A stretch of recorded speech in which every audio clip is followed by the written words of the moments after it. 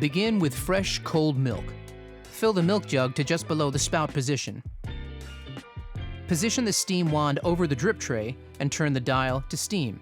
This will purge out any water that's condensed. Wait until the steam is at full strength, then turn the dial to standby to pause. Now, within 8 seconds, insert the steam wand into the jug.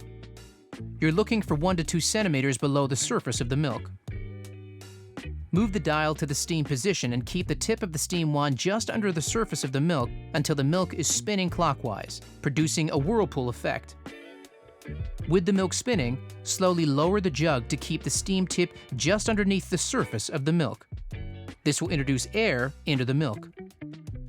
You may have to gently break the surface of the milk with the tip to get the milk spinning fast enough.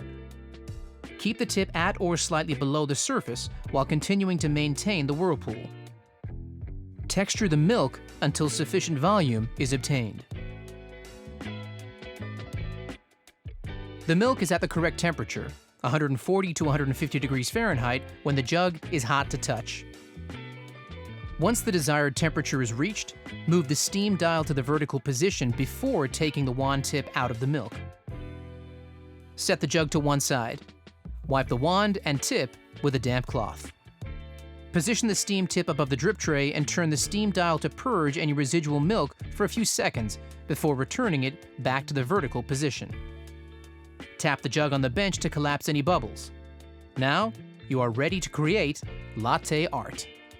Remember, different brands and types of milk and milk alternatives will texture differently, so you may need to adjust your texture levels accordingly.